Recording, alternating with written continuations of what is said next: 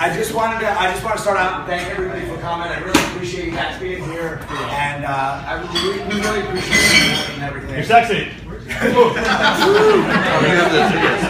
And you know, just first off, I want to thank Rachel for organizing all this.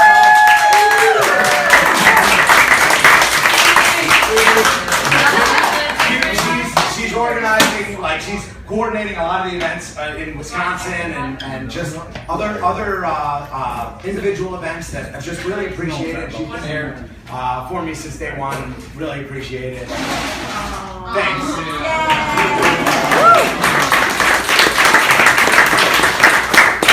And then I also wanted to thank my mom and my dad. They've been down a couple of times, and the old man has been down helping me with it, and my mom's been really helpful, and you know, thanks to Sarah and Karen and Brian and Paul and Tatiana and Jackie for all the help getting all the donations and everything, and talking to everybody and helping to coordinate this. I know everything that goes into it because I've done a couple of events before. They were not this successful, but like they were like an attempt at them, and really appreciate all that help that you guys did. Appreciate all the donors that donated all the different auction items, the silent auction items, and the raffle items. That's great. It was way more than we thought that we would be able, than I thought we'd be able to get. So really appreciate that. So just wanted to kind of say a couple other things just about CF and just what this means to me and where I'm coming from. Like when I first met Rebecca, she's the first time I met Rebecca, she told me, she's like, I've got cystic fibrosis and I don't know if you know what it's all about. And I was like, of course I've heard of it, but like you can tell me some details. I don't know. So I have no idea what it was. And she sent me like this 10-page article that I was supposed to read through. It was like all scientific, and I was like, you know, if you knew her, she was like a molecular biology and genetics major. She's like way smarter than me. And she sent me all this stuff, and I was like, all right. So I read through it, and it's like, what it is you got your body doesn't produce certain proteins, and certain water doesn't go through the cell membrane. So as a result, mucuses are thicker and messes up a bunch of different organs, particularly the lungs. As a result, she takes enzymes for the food. She's got diabetes related to it, and the lungs are the big thing. So we knew for a long time she was going to need a double lung transplant. We knew that this was coming, and we were planning for it, even though we thought it was probably about 2 years out.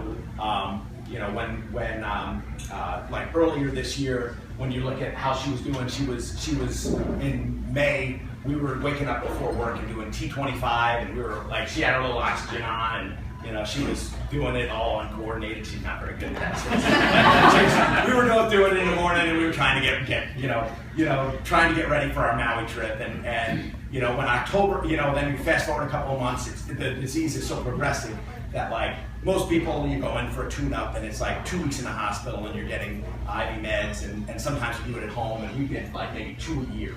And last year we did 6, so it just progresses very quickly. But just a sense of those 2 weeks, they're called a tune-up because people don't have a sense of like it's routine. It's something that's not a big deal. We're going to go into hospital. We'll be in the hospital for a few weeks. That's just what it is. And last year was a lot more frequent. We went out to Colorado in October, and we went out, and she just wasn't feeling well. She just didn't, you know, she wasn't going. I had to drag her to the emergency room. Her oxygen level was 52%. So normal, it should be like 90 to 100%. Hers was 52%. They didn't know while she was still standing up, and she was there, and you know, they made us stay to stabilize her for another week until we could fly home. She had right side heart failure, as it turned out. We were concerned just in her recovery. Fast forward a few months, you know, right after Christmas, we got back from Christmas, and that was when she checked in the hospital. She was working, you know, she's a clinical research associate, so she works on clinical trials. She was literally working up until the night before she went into respiratory failure. She went into respiratory failure on New Year's Eve. New Year's Eve morning, I got the phone call from the doctors, and it's kind of unusual because they don't call me. They deal with her because she's on top of all her medication. She's on top of all of her stuff, and so when I get a call and the doctor's stumbling over his words, it's like, well, something's not going to be very good. So, okay, so came in, within a couple hours, she ended up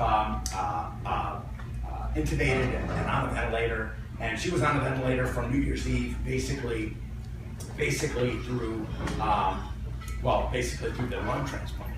So,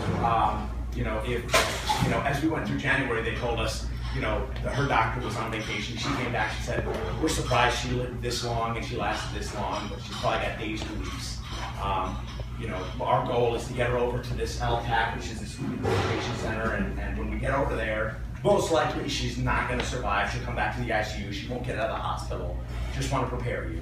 And we're trying to figure out, okay, can we get a lung transplant? What do we have to do? Can we bring her over to a hospital that does these transplants? And they're just like, she's just too sick. And when she woke up, she was able to start walking and start doing these things. And the doctor said, well, the only person I saw that was on a ventilator that got a lung transplant was up. He was walking and he was doing all these things. And it was like, okay, that's our goal. We got there, and we checked in on Wednesday. She wasn't going to see physical therapy until Monday. So they did an evaluation. They said she couldn't resist gravity, so she couldn't reach up and scratch her face. She couldn't do anything where she couldn't really move very well. She couldn't even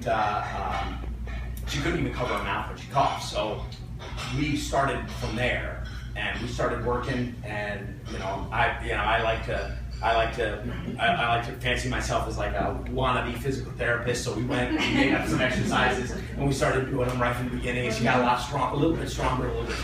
Excuse me, you did take some PT at UConn. Yes, thank you.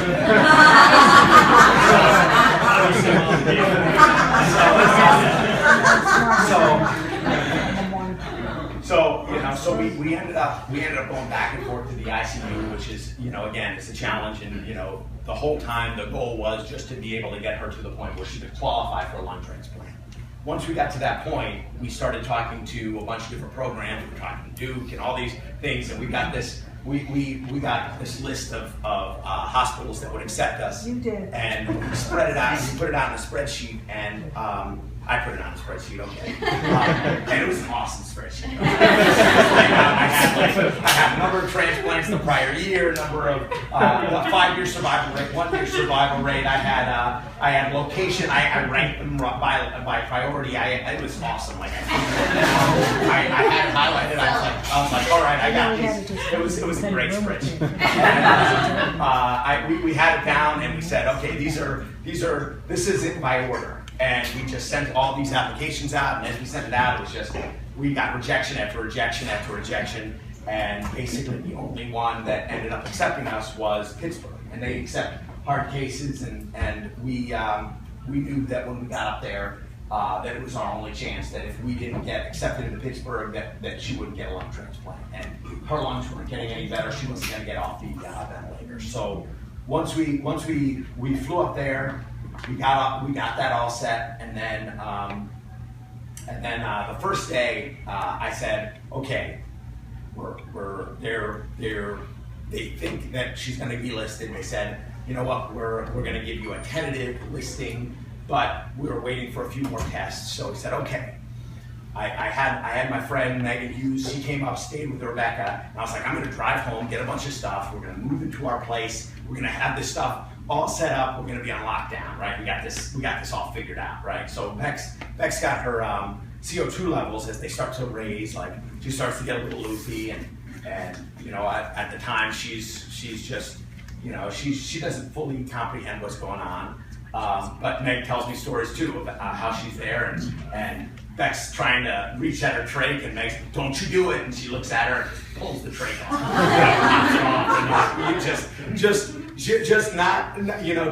trying to deal with all the stuff that's going on. So at the same time, I'm home like in full speed, packing all the stuff up. My old man's there. We're getting all the stuff loaded on his truck, and we're driving back. And I get a call from the doctor saying that we need to put her on ECMO.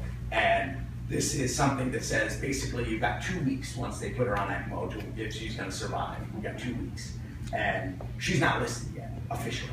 So if new lungs come up, she's not getting them until she's listed.